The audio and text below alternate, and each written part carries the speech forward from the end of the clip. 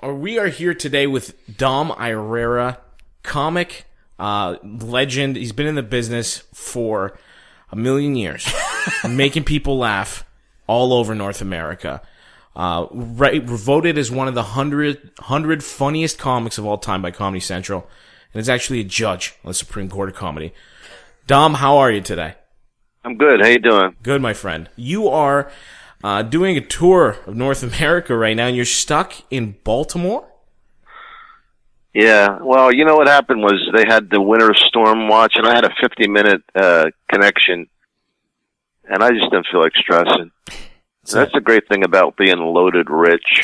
You stay wherever you want. You eat whatever you want. I want a private jet because I don't want the responsibility. Yeah.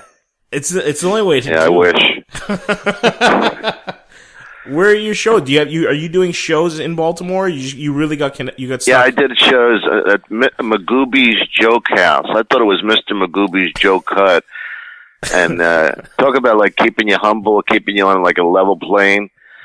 Last year when I was here, I was at the Sydney Opera House, right? And really cool. Sydney Opera House, one of the most famous buildings in the world. Just when I was feeling cocky and good about myself, I was at Magooby's Joke House. Oh my God! The very following week. Keeps you humble. That's a real place. That's a real place. Yeah. Did you look it up? That's amazing. No, I wouldn't make it. You think I would make? First of all, I would never make anything up just for a bit. Yeah. Magooby's Joke.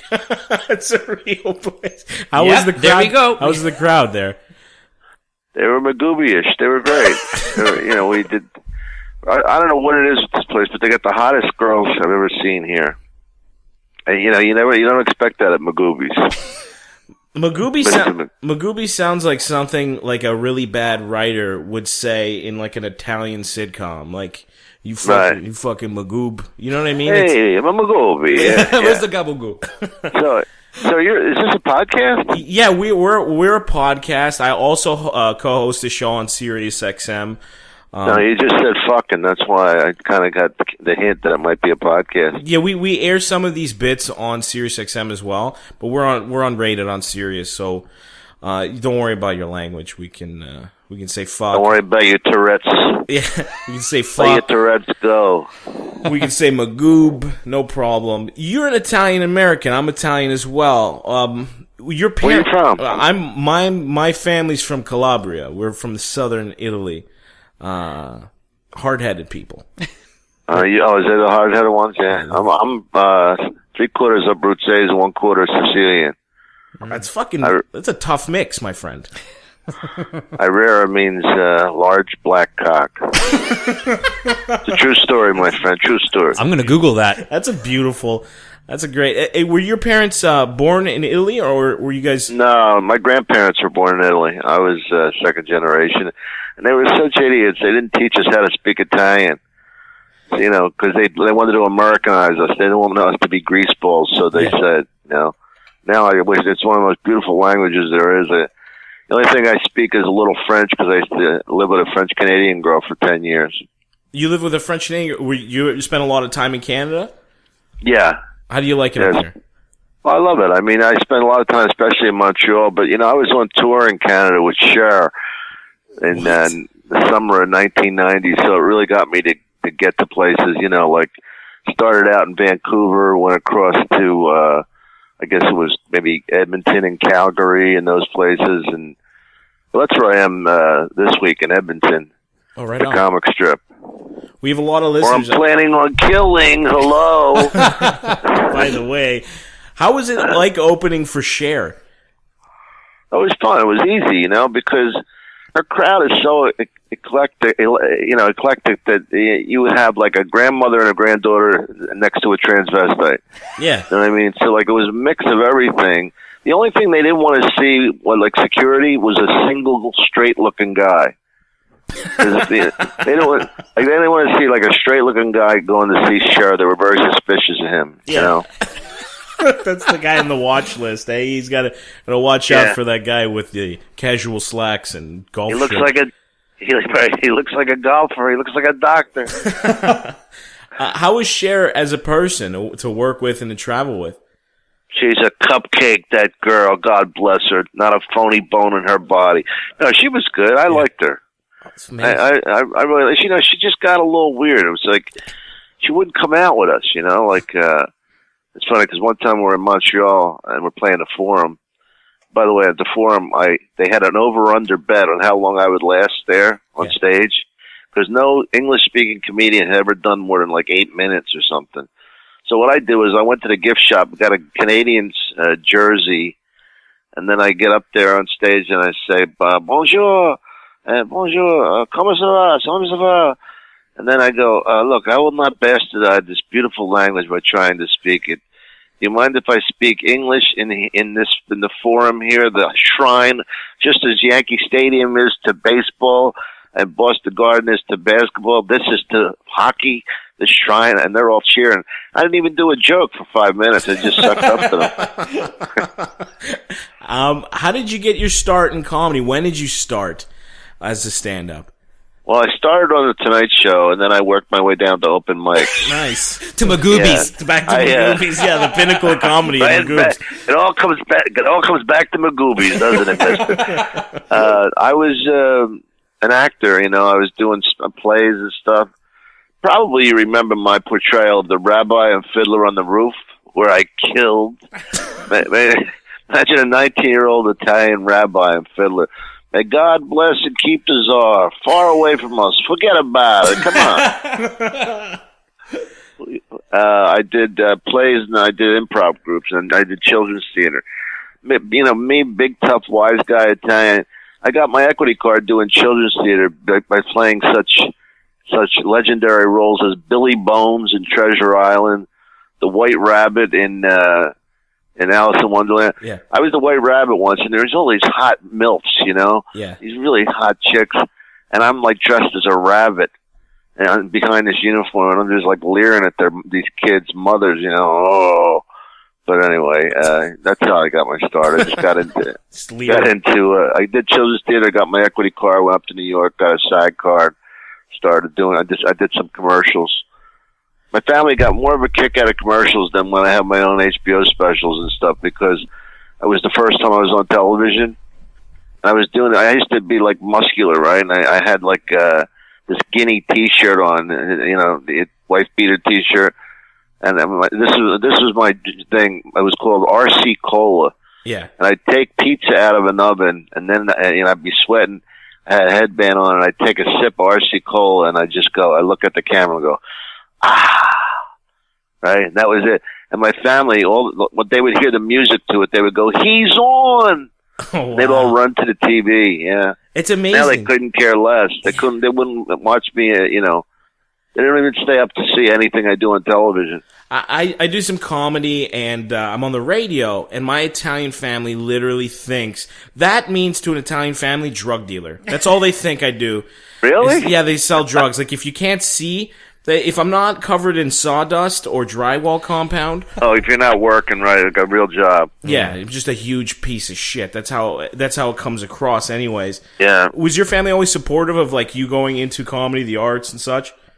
Yeah, well, everything was easy for me because they were happy that I graduated from grade school.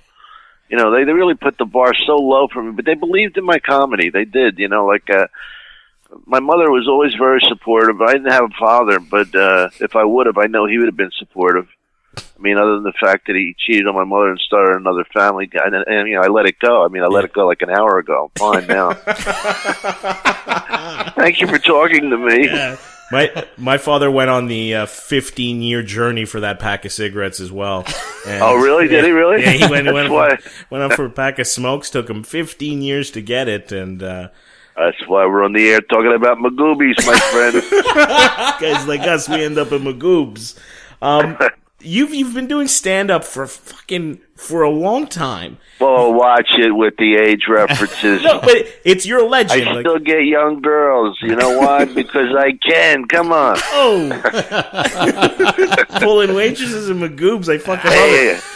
I did a joke last night on stage. I just made up. I don't know if you think it's funny. I said, people ask me why I don't go out with women my own age. I said, because they're dead.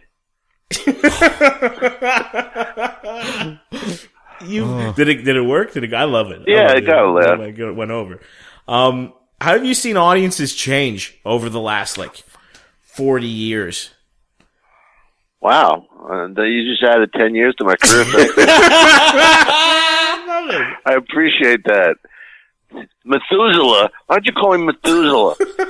So we have to start. Father Time, let me ask you this. Did you start, was there a language when you started doing stand-up?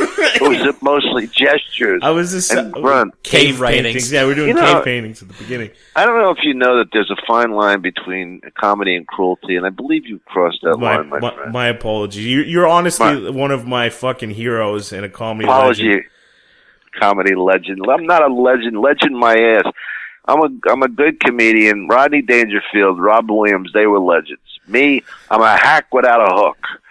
No one gives in comedy you have to be dead to become respected and revered. That's what ends up happening. People pass on and then they're looked at as, huge. And I think, at the end of the day, Dom, you've put in so many years, one of the best of all time. It is what it is, my friend.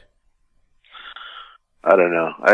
The thing is, I look at it every day. I don't have a real job. I haven't worked since. I wish you could feel my hands. Let me say this. Not in a gay way. I just should feel how soft they are.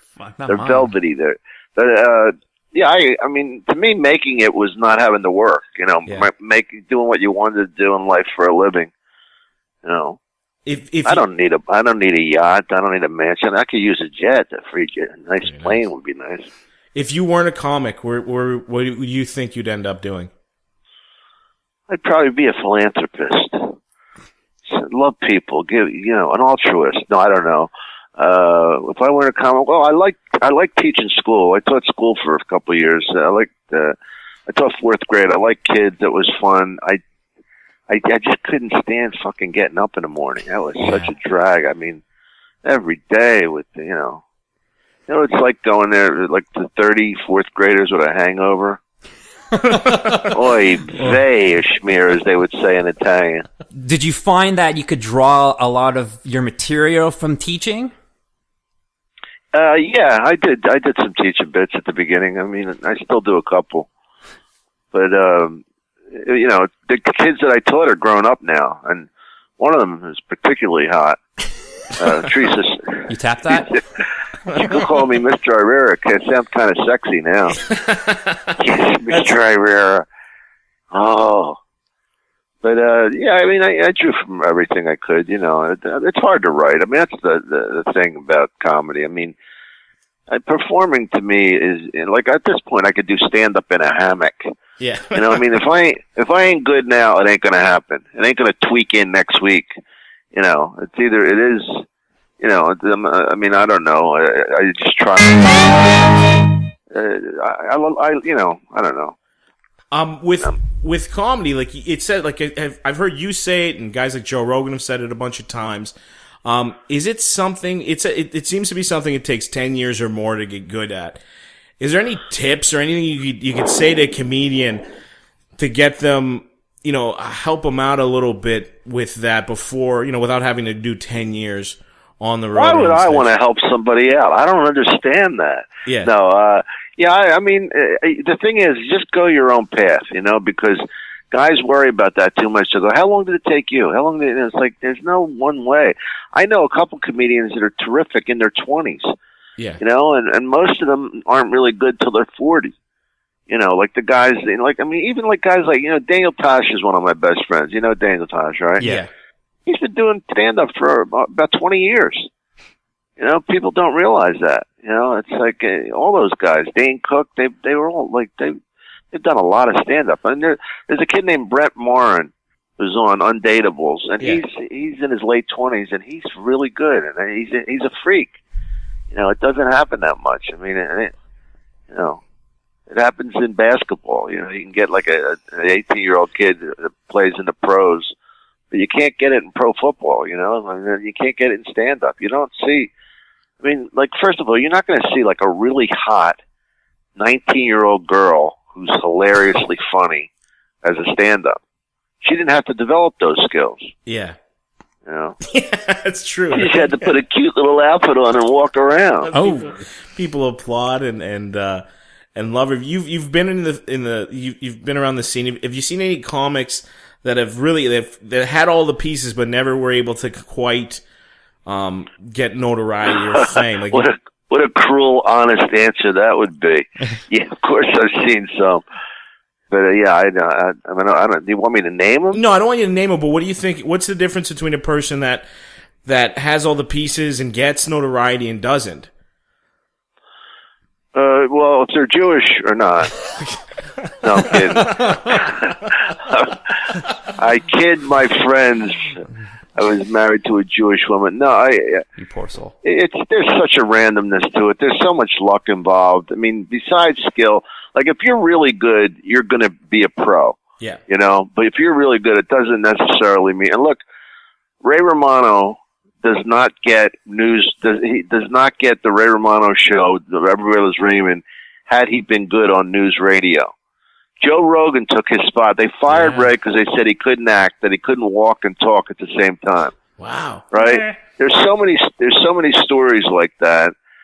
You know, Carol Leifer not playing herself on Seinfeld. You know, Julia Dreyfus playing that. There's no real, you know, so much has to do with where you are at the time. If you're open, if you're available for a gig, you know, I mean, when I auditioned for Rodney Dangerfield's special, 1987, which was like a big break for my career, the first time I was up there, Damon Wayans and this guy Barry Sobel were in front of me, and they did like twice as long as theirs. So I was so fucking pissed.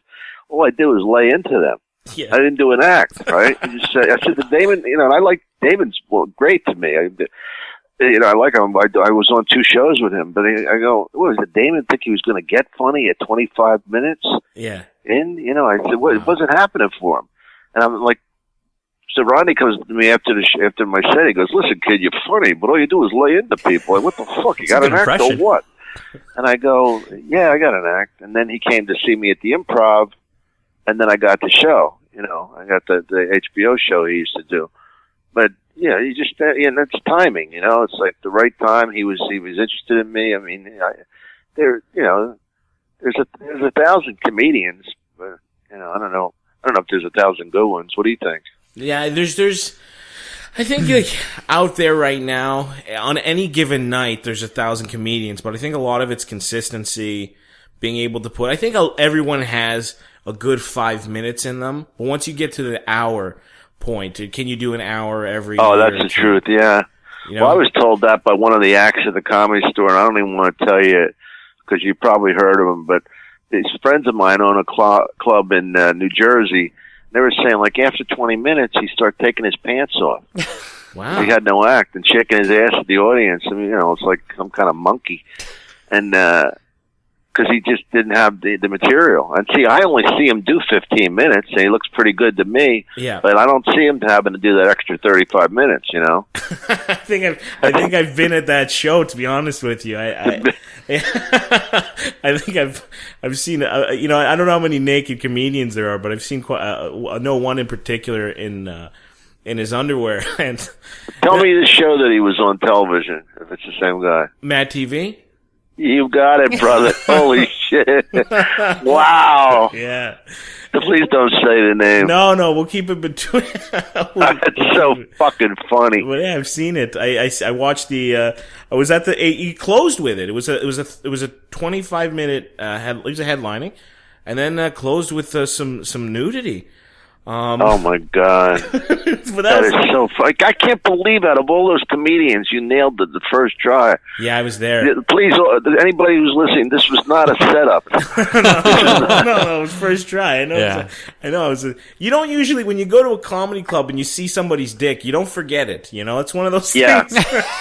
It's the one time a dick's unforgettable. Yeah, like I couldn't tell you who the opener was, Dom, but I know the close, and it was a dick. I'd recognize his cock from anywhere. Just staring at a dick right in the face, and pick his dick out of a lineup. A short cock lineup. Yeah, there's a cock lineup, and I haven't seen that before, and I'm happy. I gotta ask you, is he still doing that though? That's still not a bit, is it? Well, apparently he's not only still doing it, but he had drawn so poorly at my friend's place in New Jersey that he actually gave money back, which I thought was really classy. Wow. Yeah. Fuck. Yeah. So where am I playing this week? I'm at the comic strip in Edmonton. Yeah. Yeah. Where else? Have you been to that club? I haven't been to the Edmonton Comedy Strip. No. Is that the one in the mall? They have the biggest mall there. Is that? Yeah, I think so, because those guys, the guys who own that, have another mall. They have another. They're mall. They mauled me at a fair. No, they have another club at a mall in, I think, the really big mall in Minneapolis. So you're in the Comedy Strip this weekend. When are you coming back? Do you have any designs on coming back to Toronto? That's where our home base is. Boosh. I don't know. I was in Toronto. I'm going to Montreal the following week. Nice. Doing Bad Boys of Italy or some Goomba thing. There's so many Italian. Like the Italian community here, Dom, is huge here. Like it's. I know. Huge. I mean, Toronto. I did Massey Hall. Mm-hmm. With Gabriel Iglesias and a couple other guys that, I forget, what was the guy's name? He's a black kid, real strong comedian. Local? One word, like Godfrey. Oh, okay. Godfrey. Oh, okay. Did you say Trek? There's a local comedian named Trix. Like a rabbit. He's pretty good. Oh. Sounds like a rapper. No, but anyway, yeah, Massey Hall. I was funny because I mentioned Massey Hall last night because I told this old stupid joke that just made me laugh. I'll tell you the joke. It's very old. A woman's at a gynecologist, and he's examining her. He says, I know you heard this. He goes, you have the largest vagina I've ever seen. You have the largest vagina I've ever seen. She says, you didn't have to say it twice. He says, I didn't. Oh, that's a good right? one. I remember Massey Hall because this woman goes to her husband right in the front. She goes, it's an echo. Like, you stupid thing. I just love the fact that she had to explain that to him. He's only seen very tight vaginas his entire life. He's a lucky man. No resonance. It did not fucking resonate with him, or he has a really small dick. So, before we wrap it up, I wanted to let everybody know about your podcast. Thanks. If you could tell us a little bit about it? Well, it's called Dom Irrera Live from the Laugh Factory. It's got like most of the good guys that you would think, Rogan and Bill Burr and and then sometimes I get the actor comedians like David Spade and Rob Schneider and those guys, and it's kind of cool, because I get people that only do it because they're my friends, because they're tired of doing podcasts, because, everybody and their mother has a podcast. Yeah. My aunt has 2 podcasts. But, so, I mean, I think that one of the things that separate is we get really good guys, and I never, I try never to, interview them in the sense of, I never would set them up for a joke or anything like that. That's the worst radio of all, don't you think? When when I know it's a death knell for a fucking show is when I walk in and they go, what do you want to talk about? I'm thinking, talk about whatever you want. It's your fucking show. Mm-hmm. I'll just try and contribute. It's like, don't ask me if I rent a car and because I got 5 minutes on rental cars, Yeah. But so, it's interesting in this sense, this podcast where I get guys to say shit about themselves and not that I'm such a great interviewer by any stretch, but I guess because they feel close enough to me because I've been around so long, and I got a lot of friends. Lucky to have that. I get them to reveal stuff. And I've had guys go because I always tell them you can edit it. Yeah. You can cut it out. We're not going out live, so if you say something, like I had this one, this guy Dub Davidoff was on. He was talking about strangling his girlfriend. And she was there, right? Jesus. She was there in the room, and I said to her, "Jessica, you want to come up and talk about it and defend yourself and talk about it's just crazy the domestic abuse and all." Not making a joke out of that, but she comes up and she goes, "Actually, I kind of deserved it. I really." And one of these fucking things, holy shit! I didn't expect this. So I mean, it's really fun for me, and it's fun for me not like just to do extemporaneous stuff. I mean, don't you love doing that with the radio? With your shows. There's something so beautiful about it when you're just having a good time. You're talking, and then the conversation. You get people to kind of reveal things about themselves, and I find for myself, anyways, what we reveal together ends up helping me more than anything. Almost, I feel like I learn something every time I get to talk to someone and they open up. And it's just... Well, yeah. I mean, the fact that you told me that you lost your father at an early age, that he just split on you. Yeah. Because that's so fucking painful compared to, that, for a kid, that's more painful than a death. Yes. Because a death, in your heart, he still loved you. But in leaving you, I mean, to accept that your father didn't love you. Yeah. Me too. I'm not like just saying about you. That's pretty heavy. It's fucking Oprah moment. It's but it makes I think that's a little bit where comedy comes from, because you can either, I've been several times in my life where I'm either like, okay, I'm either going to cry about this or I'm not. Right. And the only way you can not cry about it is to laugh at it. And a lot of people unfortunately fall into drugs or crime or sex. But when you laugh at these things and you make light of them, it's kind of like every day you get to heal. Did you ever hear of All My Children? The show, yeah. Soap opera, yeah. I was in Under 5 on that. You know what an Under 5 is, where you can't do more than 5 lines and they have to pay you more. Yeah. Right? Wow. And I was playing a priest. It was pretty funny. I was going, body of Christ, blood of Christ. But it was like a dream sequence, and I started turning into like Peter Lorre. I go, body of Christ, blood of Christ. Like this goofy character. But anyway, I was on that set, and the first joke I ever wrote that was like a complete joke was about my father. I said, my father never cheated on my father left home when I was in 2nd grade. My father never cheated on my mother. He used to cheat on me.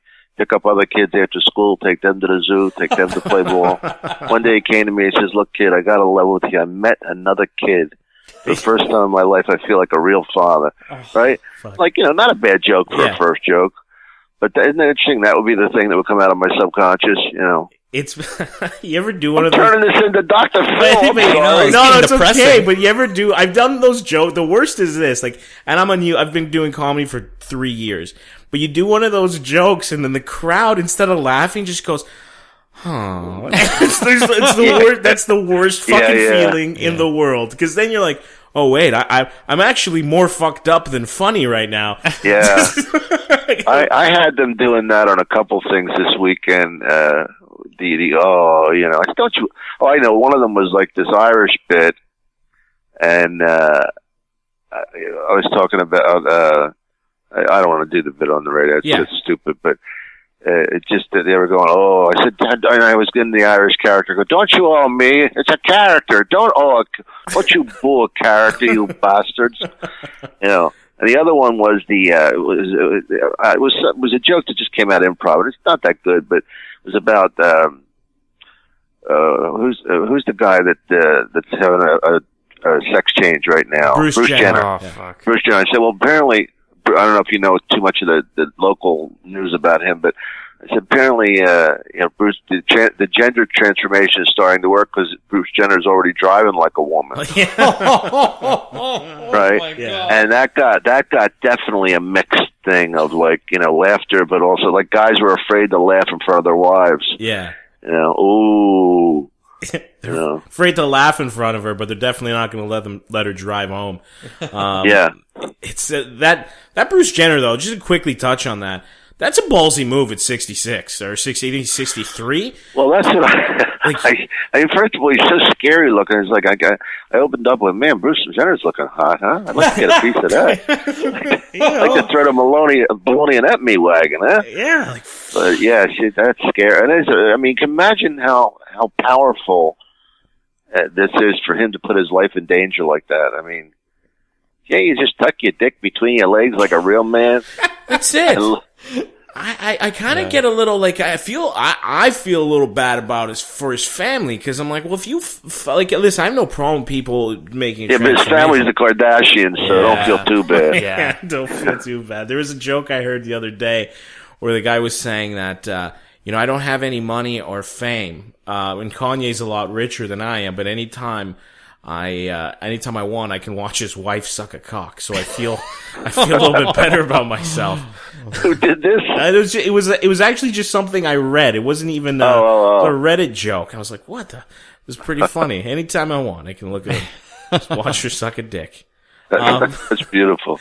So Dom, we can download your podcast on iTunes. It's Also, I have a song out called "Just to Disappoint You Further," and that's on iTunes. And it's just a song I wrote about a guy just disappointing a girl at every turn. And my favorite line in the song is, "Every time I think of you, I get distracted by something more interesting." That's a good line. It started out with, I work with a guy who was the musical director for, he did Pink's video. He did like a lot of stuff. He was on tour with Cher, and his girlfriend left him because she found he gave this Israeli girl's 30th birthday. His girlfriend thought it was sweet, and then she saw the girl. She was gorgeous, and she left him. And I said, it's too bad. If only she had been ugly, it'd still be together. Yeah. And that started when he goes, it's a great title for a song. And then we wrote that. But anyway, the one that's on sale is Just to Disappoint You Further. Perfect. Check it out. And that's one song. It's on an album. It's just a single that people. It's just a single, yeah, just as a goof, but it's pretty funny. Beautiful. Your podcast comes out is it every week, every month? Every week, yeah. We just did audio this week because they're revamping the whole place. But all the other ones you can get on video or audio. Fantastic. And I would definitely suggest the Bill Burr and Rogan as two of the funny. Mark Maron's really good on it too. Mark Maron said the nicest thing to me after he got done. I said, Mark, thanks. I know you're busy lately. He goes, Dom, I'll do anything for you because you were nice to me when I was a doorman. Oh wow. I almost killed myself, and you talked me down a lot of stuff. And Wow. I said, well, Mark, you know what? You're supposed to be nice. I shouldn't get credit for that. It shouldn't be. That shouldn't be. But I appreciated the sentiment, because I certainly didn't do it 15, 20 years ago. Nice to a kid who's working a door, all strung out on drugs, hanging with Sam Kinison and those boys. I didn't do it because I was hoping that someday he'd be famous because he could do my show. Yeah.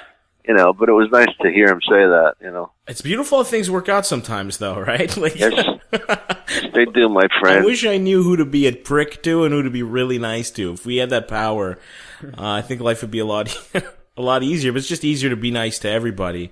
Well, yeah, and the thing about it, celebrities, is they should be the nicest fucking people because they beat the odds. Yeah. I had two jokes in my. One time, a long time ago, Michael Jordan hadn't won a championship. And people kept saying, man, if anybody deserves a ring, it was Michael. I'm thinking, he's got the whole world by the balls. What about my cousin Dolores, whose husband left her high and dry with 5 kids? Yeah. Doesn't she deserve a little jewelry in life, And just to people like that, that comes from reality. But there's a bus man at the Improv he's in his 60s, and he's the nicest, fucking sweetest guy in the world. And I'm thinking, why is this guy so happy and nice? Then you get these fucking celebrities with, they work so hard to be famous. Then when they're famous, they get pissed off when people bother them. Fuck you. We had a comedian, Brad Williams, on our show, and he talked about how. And I know Brad. I did his podcast, actually. He did mine, yeah. He's a great guy, and he got his start through Mencia, as you know, right? So Mencia brought him on stage, and that's how he kind of became a comedian. He started opening for Mencia. And he was telling us about how Mencia's still touring, and he just started again touring around. Yeah, I know. I saw his picture at Magooby's. Here we go again. Back to Magooby's. You're getting those Magooby plugs in today. I love it.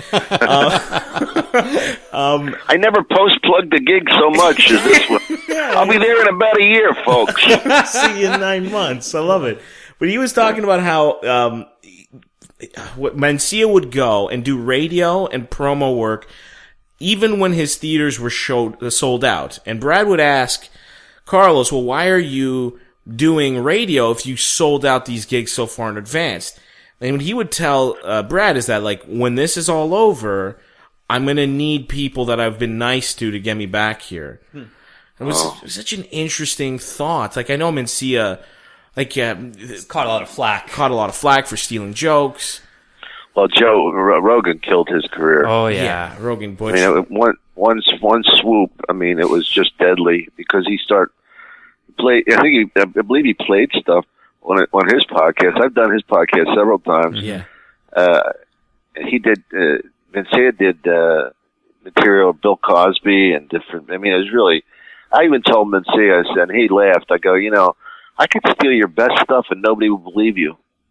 Yeah. That's I could do it on stage. And he did think it was funny, but it's sad. I mean, to me, Joe might have gone a little too far, but that's Joe. He's a tough kid. He's got a lot of integrity, and it pisses him off if somebody's stealing. Yeah. But yeah, I mean, Carlos used to be a big draw. Huge draw. Now, like everybody else, he's in Magooby. Wait in line, motherfucker. Try the chicken fingers. They're great at Magoobies. You never got any of your jokes stolen from Mencia? No, from Seinfeld, and Jerry stole one joke, which he said he didn't hear me say, and Louis Black verbatim took a joke of mine. I love Louis, but he admitted it finally. But the joke was, laughter's the best medicine. No, medicine's the best medicine. That's why they call it medicine. Laughter's nice. Once you get 102 fever, I suggest a joke book over an antibiotic. That was the gist of the joke. Yeah. And Jerry did a joke that I asked him for help with.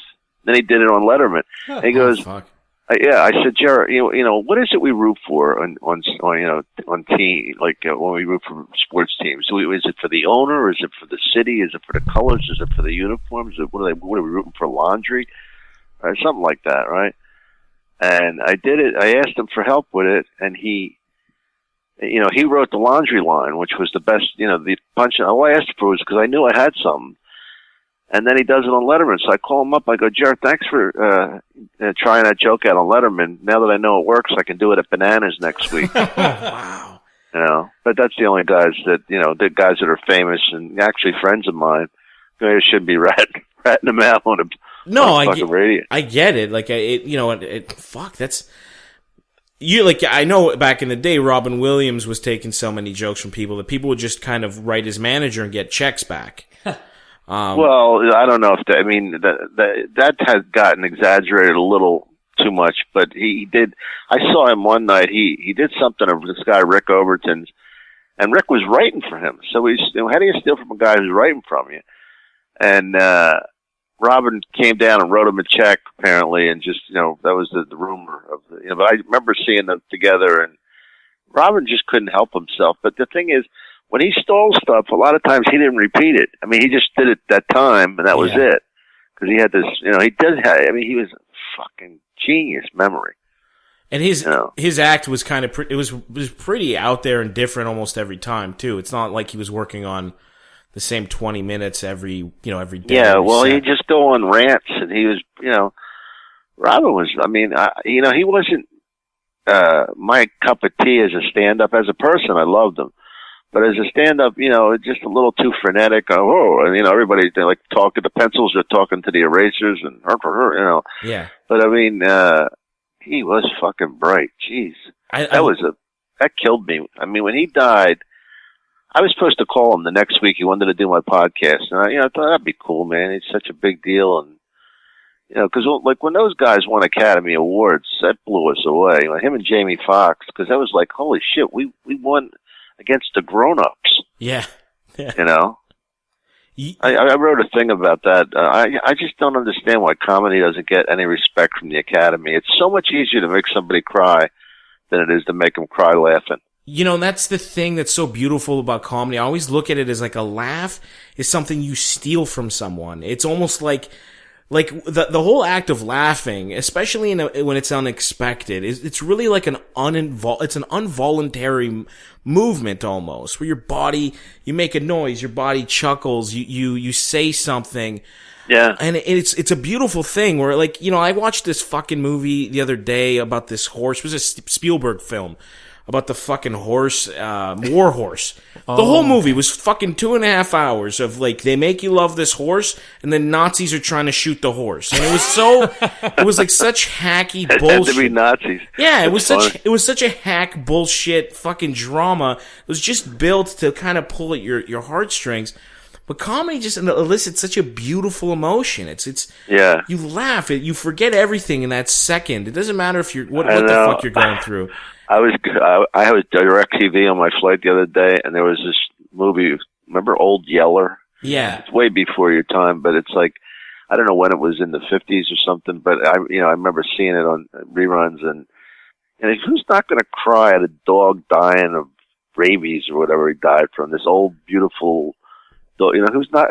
How easy is it to make people evoke that emotion? Just try and make them cry laughing. Like when you watch Seinfeld. Some of the things on that, especially the fact that they were under the auspices of the network, and they couldn't do whatever they wanted. They had to do it at a certain time, And that was brilliant, that show.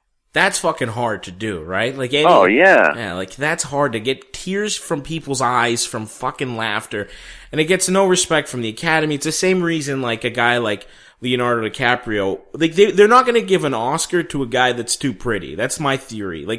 You gotta get old and fucking ugly. They didn't give it to Jack Nicholson until he did About Schmidt, fucking late in his career. There's so many guys that, fuck the Academy regardless. Well, any deformity will get an Oscar. 100%. Yeah.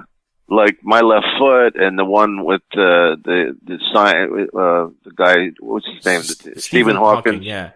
Yeah, all that, that's, you can't beat that.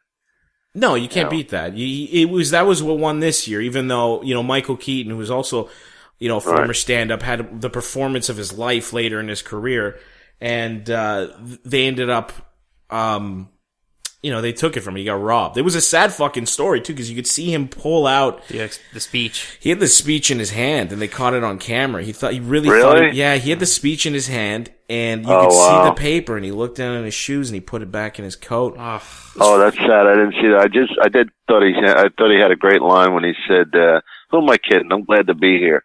Yeah, beautiful. When they won the Best Picture. He had such a beautiful, it was a beautiful line. Dom, I gotta thank you so much for your time. Hey, were we on the air just now? No, No, we're starting now. This is it was just a warm up set there. Oh, okay. No, were we on the air? Yeah. Oh, we were. Oh, shit. I didn't mean to say that thing about Seinfeld and Louis Black. Oh. Oh well. Yeah, like me and my big fucking mouth. Yeah, that's all right. Not too many people listen to this. Yeah, don't worry. It's really been great to talk to you. Thank you. It's good to talk to you too. Thanks for plugging those dates. And we're going to continue to plug the dates. We'll tweet on it. our social media. We'll tweet it. We'll try to get some people up at the Magoobies in Edmonton this weekend for you. Magoobies all over the world. Magoobies takes over comedy. Magoobies. Dr. Magooby meets Mr. Magooby. Are you on Twitter? Where can we find you on social media, Dom? At Dom Irrera. Beautiful. My tweet, that Twitter, whatever the fuck it is. Yeah. Do you do your own Twitter? Is that you on your Twitter? Do you have like an assistant? Yeah, and I stopped drinking, so they're more lucid now. Nice. That's fucking beautiful. Well, thanks so much, Dom. It was it was a pleasure to talk to you, my friend. Thanks. I hope to get to meet you someday. Thanks for having me on. Take care, my friend. Beautiful. Bye-bye.